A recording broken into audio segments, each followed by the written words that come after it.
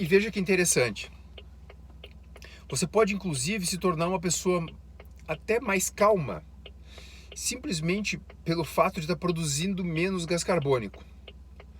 Como assim? Se você produz menos gás carbônico e com isso você tem uma diminuição da frequência respiratória, o que acontece? Essa questão da respiração e, digamos assim,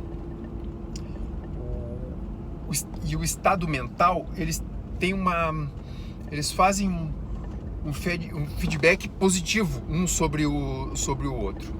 Como assim? Se você está calmo, automaticamente você vai respirar mais lentamente, mais calmo. No momento que você fica mais ansioso, aumenta seu estado de alerta, uma das primeiras modificações vai ser aumentar a frequência respiratória, porque o cérebro vai interpretar que você vai estar numa situação em que você precisa aumentar a oxigenação cerebral, porque você vai ter que, digamos assim, ter uma solução para um determinado problema que surgiu. Você vai ter que solucionar isso rapidamente para sair daquela situação de um possível perigo. E o contrário é verdadeiro. Se você está tranquilo, não tem por que você ter uma frequência respiratória alta. O que acontece é que, quando eu estou falando de é um feedback que funciona nos dois sentidos. Tanto o estado mental modifica a respiração, como a respiração também afeta o estado mental.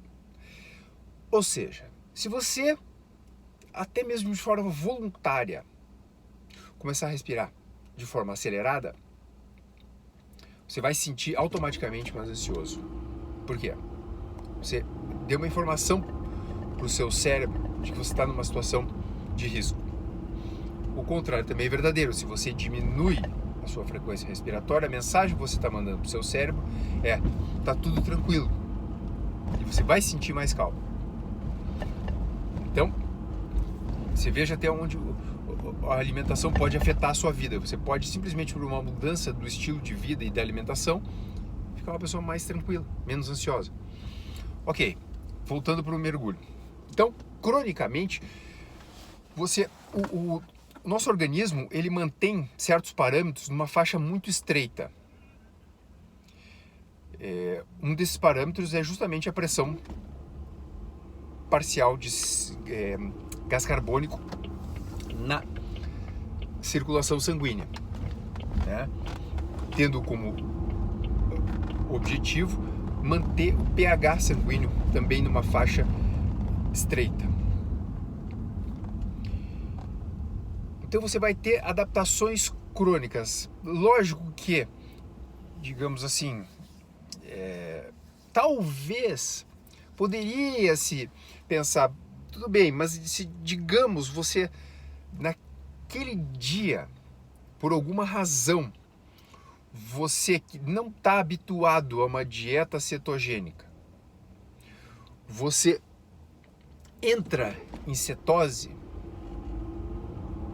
digamos que por não se alimentar, você tem uma dieta, digamos assim, padrão.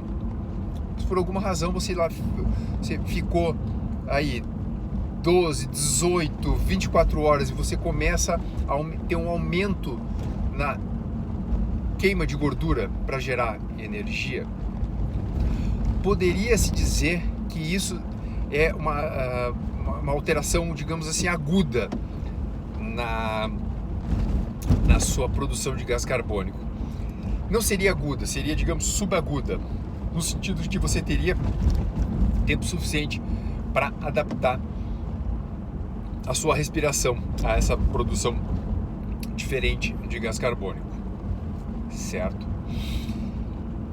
E daí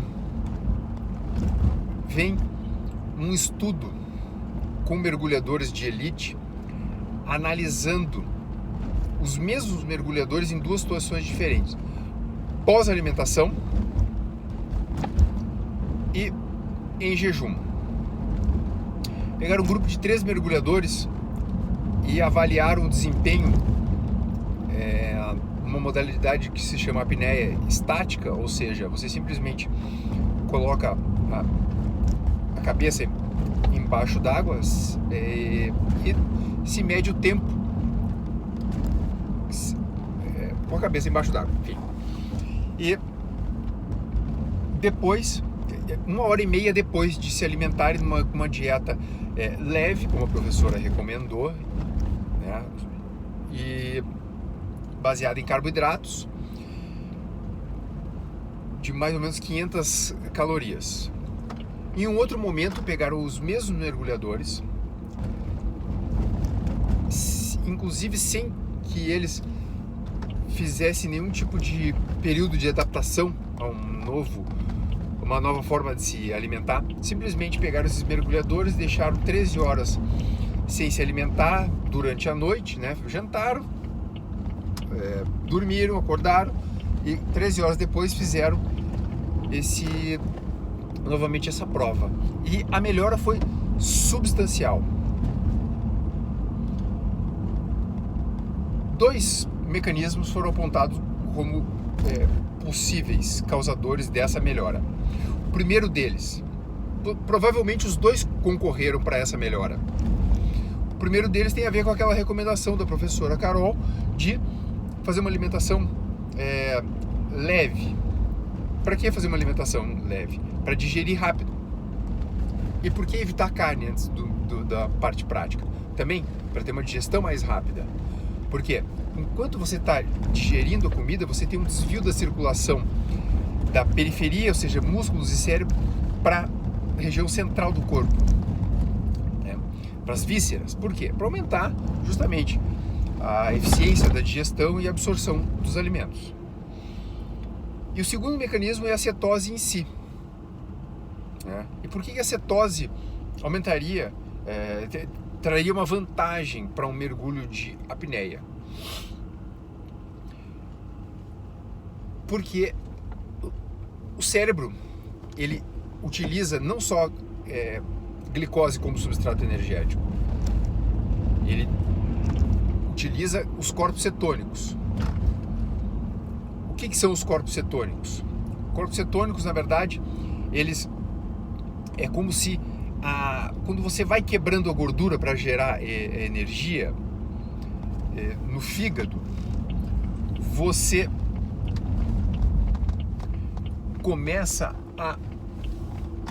existe um intermediário nessa rota metabólica e começa a transbordar. E ele acaba sendo desviado para a produção desses corpos cetônicos que são liberados para a circulação e tem a função justamente de alimentar o cérebro em situações de jejum prolongado.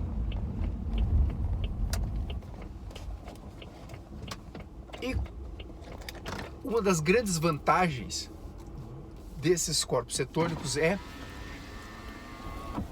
eles são uma moeda mais energética mais valiosa para o cérebro. Ou seja, uma unidade de corpos cetônicos, comparando-se com uma unidade de glicose, produz mais energia para o cérebro em comparação à glicose. Então você tem uma vantagem energética na geração de energia. E, além do mais, os corpos cetônicos, eles produzem menos, a gente chama de fuligem, ou seja, tem menos subprodutos na queima dos corpos cetônicos comparando-se com a queima de glicose. E a consequência disso é que toda vez que você gera um subproduto, um metabólito que precisa ser eliminado, ele te dá, digamos assim, acaba te consumindo energia para ser eliminado. Então você também vai ter um consumo maior de energia, digamos assim, para gerar energia através da glicose, você acaba gastando mais energia do que para usar corpos cetônicos para gerar energia.